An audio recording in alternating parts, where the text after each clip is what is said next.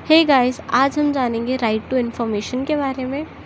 और right to information जो है वो आपकी इंग्लिश फ्लुएंसी की बुक का एक टॉपिक है जो आपके सिलेबस में आने वाला है, जो आपके एग्ज़ाम में आ सकता है। बहुत इंपॉर्टेंट टॉपिक है, इससे पक्का एक क्वेश्चन बनेगा ही बनेगा। तो राइट टू इन्फॉर्मेशन होता क्या है? राइट टू इन्फॉर्मेशन होता है, ये एक एक्ट होता है जो इंडिया के पार्लियामेंट में पास हुआ था ईयर 2005 में। ये एक एक्ट है जो 2005 में पार्लियामेंट में पास हुआ है, ठीक है। इसमें लिखा है कि कोई भी पर्सन जो एक इंडियन सिटीज़न है, उसे पूरा हक है कि वो गवर्नमेंट अथॉरिटी से इंफॉर्मेशन की मांग करे। वो गवर्नमेंट अथॉरिटी क्या काम कर रही है, कैसे काम कर रही है, कहाँ फंड जा रहे हैं, कहाँ पैसा लग रहा है, इन सब के रिकॉर्ड की वो इन्फॉर्मेशन मांग सकता है। यही है राइट टू इन्फॉर्मेशन। बस, तो इस पे क्वेश्चन कैसे आएगा? इस पे क्वेश्चन ऐसे आएगा, ये देखो यहाँ नीचे एक एग्जाम्पल दिया हुआ है। ये बुक जो है ये सोल की बुक है, तो नीचे एग्जाम्पल दिया हुआ है। Write an RTI to MCD of your area asking for information on the funds provided under various heads to the school in your area for the financial year। ठीक है, तो इसमें क्या लिखा है कि हमें एक RTI लिखनी है MCD को, और उनसे पूछना क्या है, किस चीज़ की इन्फॉर्मेशन लेनी है?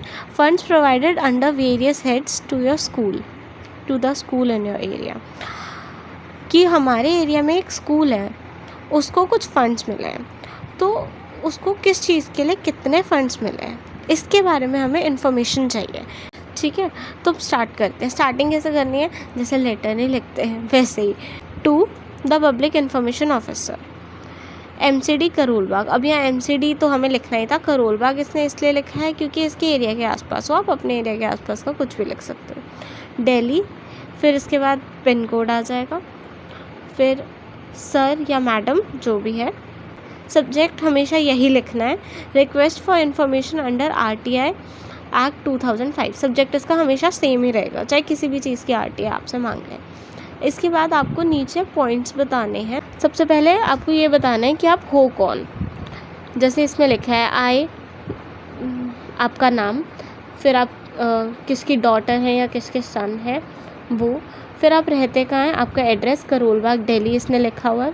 देन आपका फ़ोन नंबर, मोबाइल नंबर। फिर उसके बाद आपको कौन कौन सी इन्फॉर्मेशन चाहिए वो नीचे मेंशन कर देनी है कि आपको कौन कौन सी इन्फॉर्मेशन चाहिए।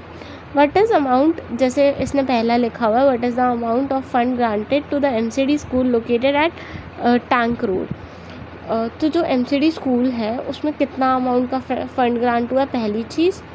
और दूसरी चीज़ इसने लिखी है कि मिड डे मील स्कीम पे कितना स्पेंड हुआ था, ठीक है। इसको 2 इन्फॉर्मेशन चाहिए। आप भी ऐसे कोई भी रैंडम 2 इन्फॉर्मेशन मांग लेना वहाँ, क्योंकि क्वेश्चन में मेंशन नहीं होगा ज़्यादा कुछ।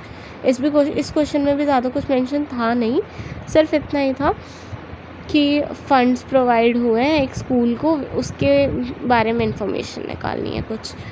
तो आप यहाँ पे कुछ भी 1-2 चीज़ें अपनी मर्ज़ी से पूछ लेना, ठीक है। फिर उसके बाद लास्ट लाइन लिख देनी है, ये लाइन लिख देनी है कि मैंने 10 रुपये दिए हैं, या तो कैश, ड्राफ्ट या पोस्टल, क्योंकि 10 रुपये लगते हैं। वो एक फ़ीस होती है RTI सबमिट करने का, जो चार्ज होता है वो 10 रुपये होता है। तो ये लाइन जाएगी कि मैंने ये सबमिट करने के लिए 10 रुपये दिए हैं। देन उसके बाद योर सिंसियरली, सिग्नेचर, आपका नाम, आपका एड्रेस पूरा, और बस इतना ही था इसमें। ऐसे लिखते हैं RTI, बहुत इजी टॉपिक है, कुछ ज़्यादा मुश्किल नहीं है। जैसे नॉर्मल लेटर लिखते हैं ना, लेटर भी इससे मुश्किल होता है, उसमें भी आपको कंटेंट डालना पड़ता है। इसमें कुछ नहीं करना है, पहले यहाँ पे रिसीवर एड्रेस डालना है, फिर उसके बाद आपको सब्जेक्ट डालना है, फिर उसके बाद अपने बारे में बताना है कि आप कौन हो और आपको क्या क्या इन्फॉर्मेशन चाहिए। पहले यहाँ आप कौन हो, कहाँ रहते हो और आपका फ़ोन नंबर क्या है। देन उसके बाद आपको क्या क्या इन्फॉर्मेशन चाहिए वो पॉइंट्स में लिखनी है, ऐसे पैराग्राफ में मत लिख के आ जाना, पॉइंट्स में लिखना है कि आपको क्या क्या इन्फॉर्मेशन चाहिए। फिर उसके बाद लास्ट में ये लाइन बता देनी है कि हाँ आपने वो स्टैम्प के या जो भी फ़ीस होती है इसकी RTI की 10 रुपये, वो आपने सबमिट कर दिया समहाउ, कैश, ड्राफ्ट या पोर्टल जैसे भी है आपने कर दिया। उसके बाद जब एंड करते हैं योर सिंसियरली, सिग्नेचर, और जो लास्ट में आपका एड्रेस पूरा नाम के साथ। बस, अब मिलते हैं अगली वीडियो में।